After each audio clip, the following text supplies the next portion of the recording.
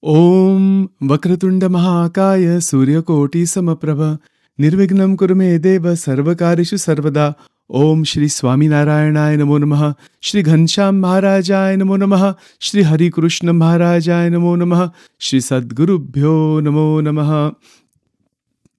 Welcome to SwaminarayanSpirituality.com and all of the related YouTube and podcast channels. This is Sachin Karnik.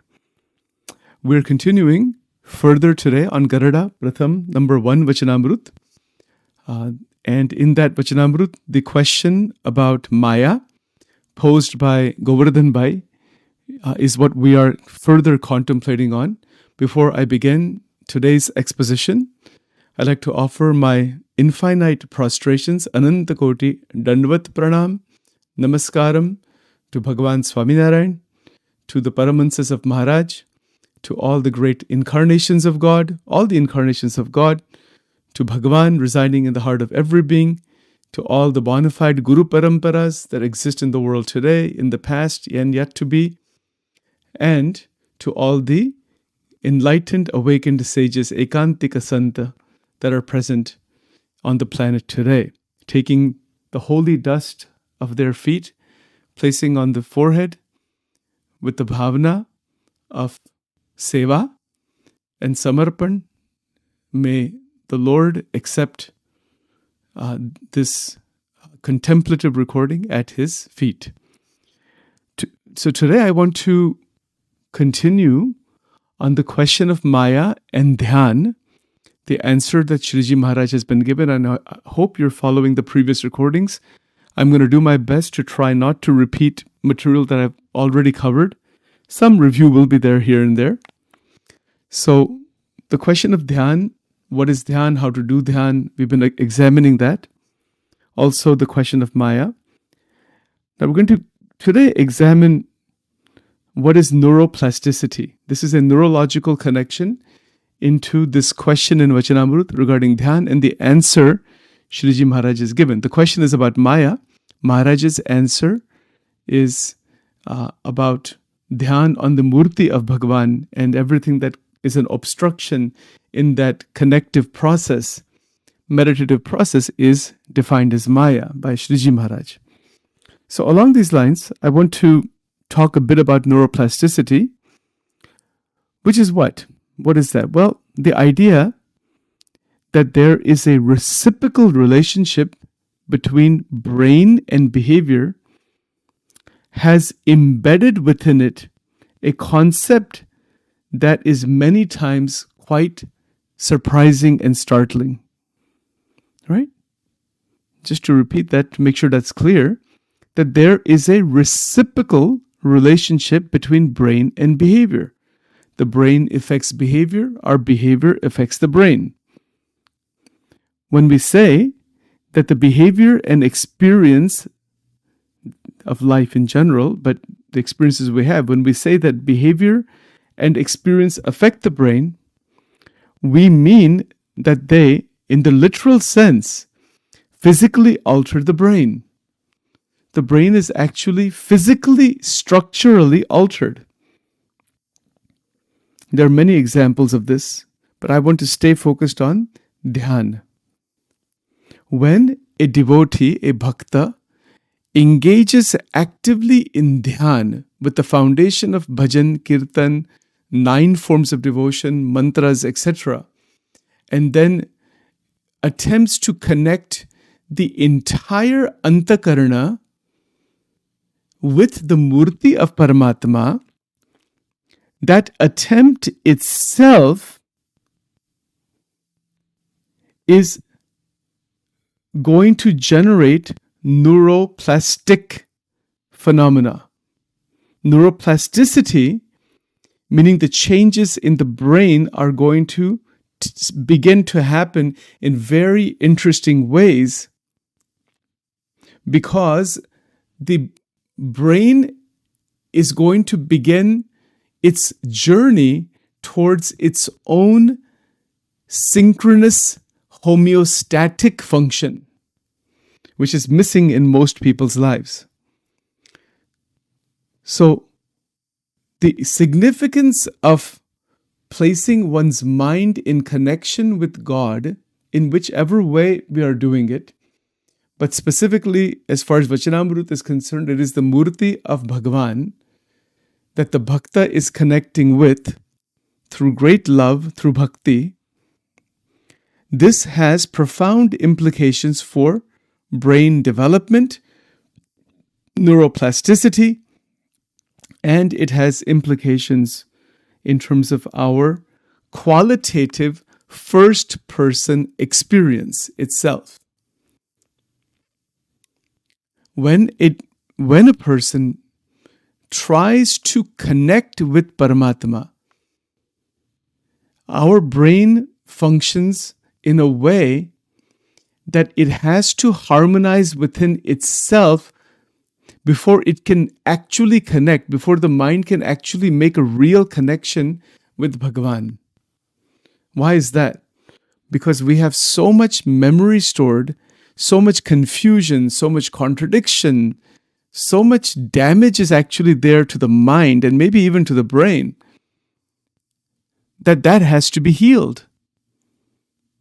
Contradictory desires, unending worry, tension, fear, all such things, negative emotions, taking faults of others, these are all damaged states of the mind, and they have to be fixed. And they are fixed by Navadha Bhakti, 9 forms of devotion. That is the beginning, before even Dhyan can occur. If someone is actually serious about really living what is in Vachanamrut, then one has to start the process by following certain niyams, rules that are written in Shikshapatri, so that our senses come within a certain range and that we can set the foundation to even do any kind of bhakti. Without doing that, mind is just a scattered phenomena and senses are rampantly running in 1,000 directions. We'll not be able to realize anything that way. The only thing that a person experiences is much more entanglement, bondage, and entrapment in the multifarious world of Maya. That's all. Nothing else comes out of it. But one who can see beyond that is a mumukshu. One who cannot see beyond that is in the other lower categories, the Vishayi and the Pamar category. Pamar is totally inactive, just tamsik. That is Pamar. And Vishay is highly rajsik, rajogun. Running after sex, running after money, running after tasty foods, running after position, power, this, that. That is rajogun. And believe me, I'm not criticizing anybody. This is just pointing out what it is. So running in this way, when one sees through wisdom, through satsanga, through reflection and knowledge, that there is futility in this further expansion, then the foundation is set for mumukshutvam, meaning the desire for liberation. That desire for liberation is what prompts an individual to start the spiritual path through sadhana. Sadhana means purposeful, deliberate activity to move towards higher consciousness and liberation, towards mukti. Mumukshutvam leads into the mukta avastha, Brahmi state, Brahmi sthiti, ekantik sthiti. That is our goal. People who are interested in just the Vishayas and they're interested only in Rajogun, in the pleasures of the world, and if that's predominant in their mind, Bhagavan Krishna himself stated in the Gita, leave them alone. Don't disturb them. Because if we disturb them, they will disturb us who are on the spiritual path. Leave them alone. Let them do what they're doing. If and when they're ready, have these conversations. Until then, happily leave them alone. Wish well for them. Let them be. Shriji Maharaj and in the Swaminarayan Sampradaya, this is beautifully described as Jagatna Jeev and Bhagwanna Bhakto. There's 2 paths shown here. Jagatna Jeev means the worldly people, worldly desires. That's it. Eat, drink, be merry, etc. That path, prayas, as the Upanishad would say. And the path of bhakti is the other path. So when we take the path of bhakti, there is definitely going to be a great impact on the brain function itself. There's no doubt about that. The impact is on the brain function because the brain is not living in isolation. The brain is living in connection with so much diversity. It's incredible, and it's going to live in that diversity. There are so many fields that study the diversity, which is actually a study of Maya. And that's fine. That is part of the nature itself. Technically, there are areas such as cognitive neuropsychology, neurophysiology, psychopharmacology, psychoimmunology, behavioral endocrinology, behavioral genetics, developmental psychogenetics, psychobiology, neural imaging, comparative neuroanatomy. The list just goes on. So many areas are there that study this interconnection of the individualized mind with itself as well as the diversity outside. So many areas: sociobiology, anthropology, psychiatry, neurology, physiology, biochemistry, immunology, anatomy, molecular biology, paleontology, and the list goes on. Right?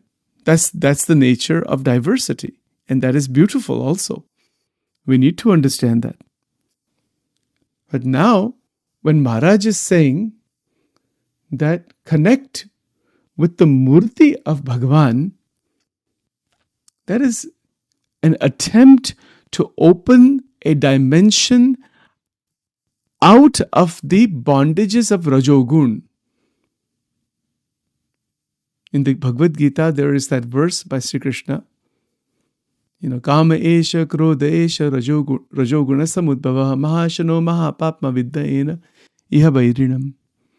Beautiful verse.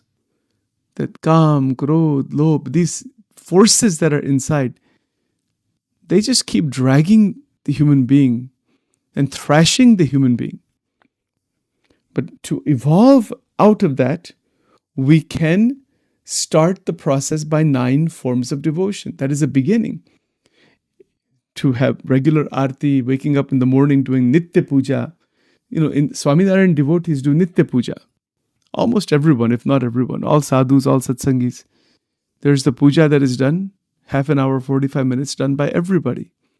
One is not to eat or drink anything until that is done first. That is the niyam. I won't go into the dynamics of that right now, but I'm just mentioning it here. Those are all initial stages. Arti, regular arti at the right time in the evening, arti in the morning. And see, regularity is the key for sadhana. If an individual really wants to masterfully do dhyan, sadhana is absolutely necessary. And it is necessary to do sadhana in the best possible way with the greatest discipline, where there is a very natural development of that discipline. And it's not easy in the beginning. But without discipline, one cannot achieve anything. One cannot even gain any wisdom. There has to be discipline. Because our mind is totally undisciplined. Our body is undisciplined. Our behavior is undisciplined. It's not possible to simply jump into dhyan. It doesn't work that way. You'll not be able to do even 2 minutes dhyan. What dhyan is there? Dhyan is a very evolved stage. So to begin with, start with simple steps. And we have other programs, and if you are interested in them, that talk about all of that foundational process. We have quite a few materials recorded for that. And so much is available by other teachers also. It's all available. My point simply is that this is a practice-based, practical-based, application-based teaching of Shriji Maharaj. Shriji Maharaj is not interested in hypothetical philosophy or just hypothetical tattvagnan. In Gujarati we say Akashma bhadaka. Shushka Gnan. He's not interested in that. There are philosophers who are interested in that, and that's fine for them. That also has some benefit in meaningful intellectual inquiry. It's good. It has definitely benefit. But that's not what Shriji Maharaj is aiming towards. His aim is the establishment and the awakening of ekantika sthiti in the devotee, in the bhakta. His aim is not intellectualization. His aim is not to create suppression and damage or anything like that. Some people I've had discussions with people over the years who say this Swaminarayan devotees and sadhus, whatever they're doing, this is not in alignment even with human nature, or this is something they shouldn't be doing, like some of these strict rules of brahmacharya and things like that. That is simply not the case. I can prove it to you, show it to you and prove it. But anyway, we'll get to all that. The point here simply is that the obstructions that occur in the process of dhyan, to be able to recognize them and eliminate them, is a very evolved intra-psychic stage of bhakti. Bhakti enjoined with Jnana, Vairagya and Dharma. It is possible to detect and eliminate the obstructions in dhyan when one has made sufficient progress in ekantika dharma. Ekantika dharma means the combination of the four principles: dharma, jnana, vairagya and bhakti. They all are needed. And in fact, dharma, jnana and vairagya are the protectors and support for bhakti. But none of that is going to happen until an intention is set to really develop one's internal energetic potency that is embedded within the mental system, in the brain, in the mind, in the chakra system. And of course, from the more Tantra philosophy point of view, that is Kundalini. Now, Shriji Maharaj has not emphasized directly on Kundalini. There's reasons behind that, which I don't want to get into right now. But there's considerable discussion of chakras throughout Vachanamrut. In Vedas, it is there. In other Swaminarayan scriptures, the chakras are mentioned again and again. Why is that? So obviously, when a person is going further in the meditative journey, the chakras will appear. That means the Kundalini does awaken. There's many examples. There's many historical pieces, but the path is not to directly awaken the Kundalini. The path is to awaken bhakti, and in that process, the Kundalini will naturally follow along the way it is supposed to. You don't have to even think about it, because God is going to take care of all of that. We don't have to worry about that, because we cannot understand that. That's too esoteric and too mystical to understand the chakras and the different mysticism behind that. It's just too esoteric. It's too complex, and one can wind up lost in all kinds of intermediate states. So to prevent that from happening, Shriji Maharaj has emphasized complete surrender, reliance, and absorption in the Swarup of Paramatma, Murti of God. And He'll take care of God in whichever way we're worshipping God, because God is only one. We'll take care of it. And will prevent the devotee from getting stuck somewhere. But to do sadhana, whether it is dhyan, jnana, karma yoga, or any yoga, without Paramatma, without the Murti of God, without the reliance completely on the Lord, on Bhagwan, then there is every possibility of getting stuck somewhere in the middle. And there are potentially thousands of people, hundreds of thousands of people that are definitely stuck this way. I've seen many of them over the years. They cannot go up, they cannot go down. They have some guru that has awakened something or another through some kriyas or sadhanas or this, whatever it might be. But bhakti is not there, or the ekantik dharma is not there. There's some things that are missing. And if you awaken these internal energies without adequate saintliness, it can cause all kinds of havoc. That is why dhyan is of the murti very steadily, very carefully, with great reliance on God. Look at Ramakrishna Paramahansa's life. This is how he realized God himself, by relying completely on Devi, Kalika Devi. Yes, he did so many sadhanas. That's fine, because he's wanting to realize the ultimate truth at all costs. That is Tivra Mumukshutvam. He's demonstrated that in his life. My only point here is that the path shown by Bhagwan Swaminarayan is absolutely flawless. It is a protection path. It protects from all kinds of psycho-spiritual problems. It protects from all different kinds of opening of dimensions that are intermediate, that do not foster anything beneficial. That can happen in spirituality. So one has to be careful in terms of meditation, because meditation, in some basic meditation is good. But once you get into more protracted sadhana, Shriji Maharaj's perspective here is that do the murti of God and put everything on his feet. That as a child, that I don't know anything, I'm completely yours. And then the guidance comes through the scriptures, the sages, the guidance comes from inside. And the connection is to absorb the mind inside the murti of God. Carefully, slowly, gradually. It's not that Sachin can just wake up one day and say, 24 hours a day, I'm going to keep my mind absorbed in Bhagwan. You'll not be able to do it for 24 minutes even. It'll react. And see, that's the other problem. Once we try to absorb the mind in God, through concentration, it will react. But if it is done through Mahima, as Yogiji Maharaj mentioned, we talked about Mahima and Seva, those previous recordings,